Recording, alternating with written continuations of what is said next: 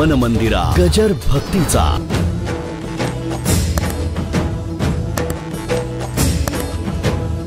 मन कसं असावं लागतं भगवंताच्या गळ्याला विळखा घालण्याकरता, त्याच्या छातीवर रुळण्याकरता सुमन असावं लागतं.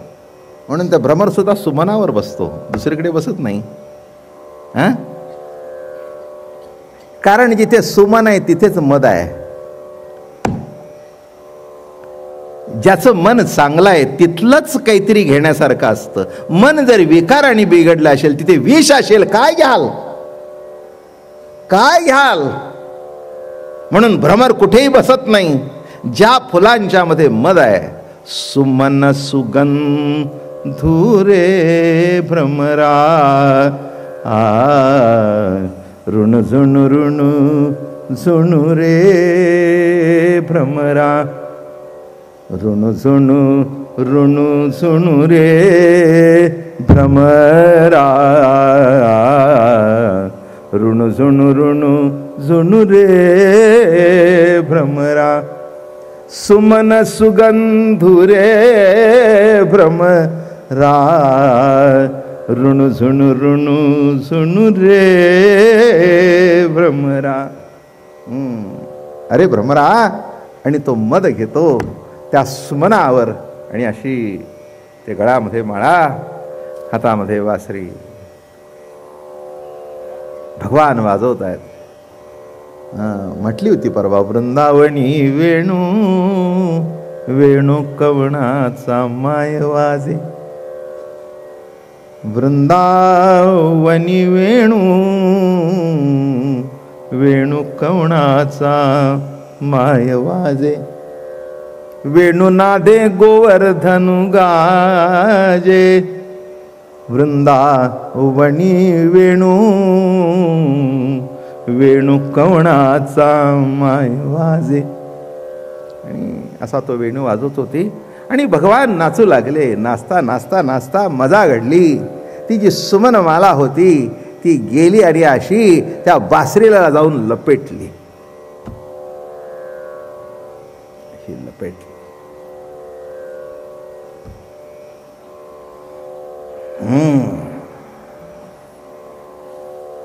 अधर सुधा रस पान करणारी बासरी.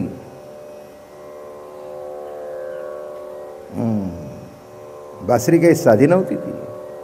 अधर सुधा रस पान करणारी बासरी. जरा नाही म्हटलं तरी तिला जरा अहंकार झालाच होता. तिला असं वाटलं भगवंताच्या अधर सुधा रस मी चाकते आणि अशी उलटून माझ्यावर आली. कोण कोण मला येऊन लपेटली.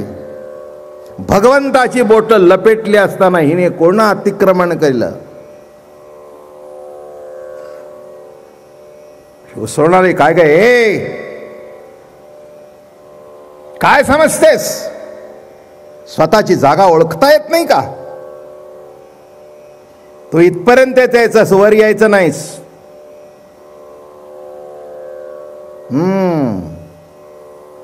वर यायचं नाहीस. तुझी जागा इथे नाही आहे, इथेच आहे. बस संपलं, खलास. कशा करता वर आलीस. माजलीस काय. स्वतःची जागा स्वतःला माहिती नाही काय. अरे बापरे. वेणूचंही भाग्य मोठं होतं. मी परवा सांगितलं ना, तिने सगळं आपलं छिद्र पाडून मोकळं करून टाकलं होतं म्हणून तिचंही भाग्य होतं. पण किती कोणी भाग्यवान असला तरी अहंकार करू नये. नाही,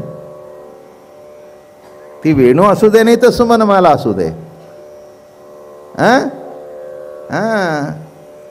रुक्मिणीला सुद्धा अहंकार झाला तर तिला बाहेरच बसावं लागलं. राधेला झाला तरी सुटली नाही, तर बाकीचे काय.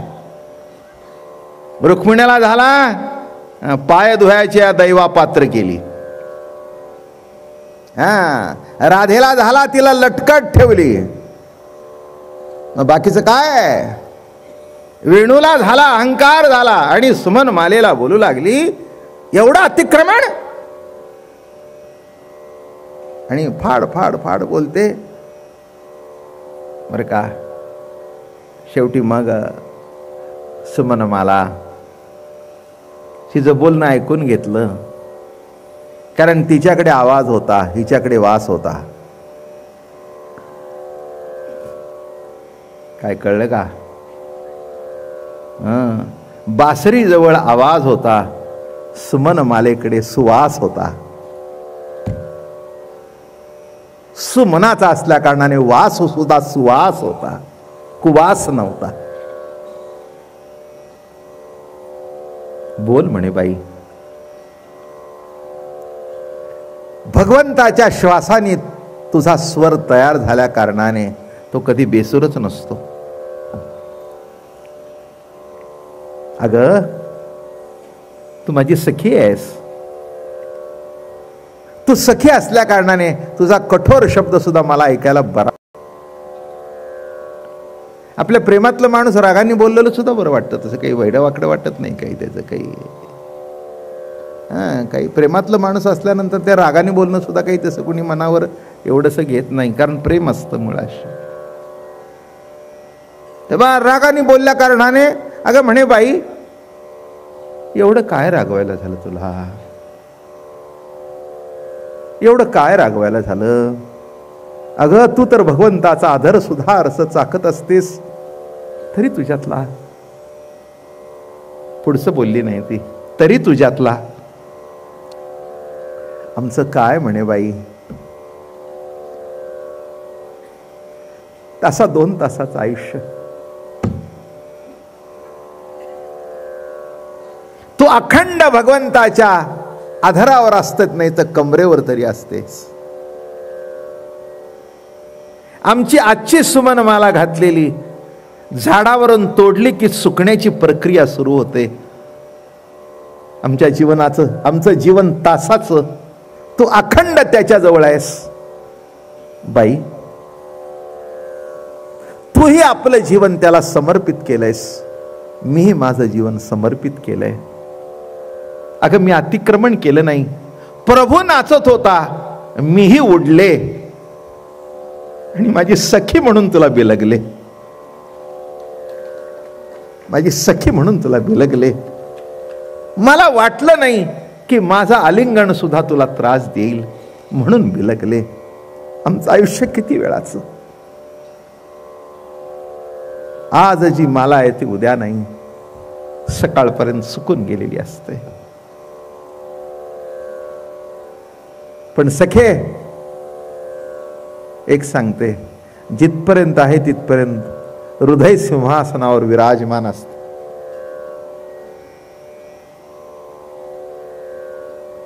हृदय सिंहासनावर विराजमान असते. सखे, पुढचं सांगू का? आणि ज्या क्षणाला तुटते त्या क्षणाला भगवंताच्या चरणावर पडते आणि तिथेच तोडून आयुष्य संपून टाकते. खलास, तिथेच माझं आयुष्य पूर्ण झालं. कशाला माझा राग करतेस? आणि बाई, ज्याच्या कमरेवर तू आहे, ज्याच्या ओठावर तू आहेस, त्याच्याच गळ्यात मी आहे. ज्या ओठावर तू आहेस आणि ज्या हृदयावर मी आहे, ते दोन्ही निराळे नाही ना? सखे, तुझाही ध्यास कृष्णाचाच आणि माझाही ध्यास कृष्णाचाच. सखे, मला वाईट वाटलं ग, एवढा आधर सुधा रस पिऊन सुद्धा तुझ्यातला विकार गेला नाही.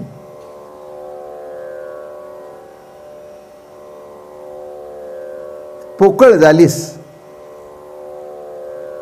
मान्य आहे, पण कुठेतरी ते लसणाचं फोलकट राहावं तसं राहिलेलं आहे तुझ्यात.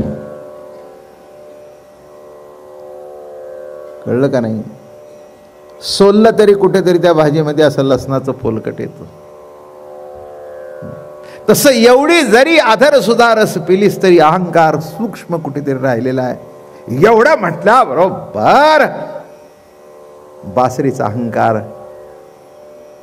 खरंच आहे म्हणे, खरंच आहेस तिथपर्यंत भगवंताच्या हृदयावर राहतेस आणि ज्या दिवशी आयुष्य समर्पण करतेस त्यावेळेला भगवंताच्या चरणावर एकरूप होऊन जातेस. बाई, चुकलं माझं, चुकलं माझं, मला क्षमा कर, मला क्षमा कर, माझ्या मनात असा अहंकार येऊन देऊ नकोस. मन मंदिरा गजर भक्तीचा.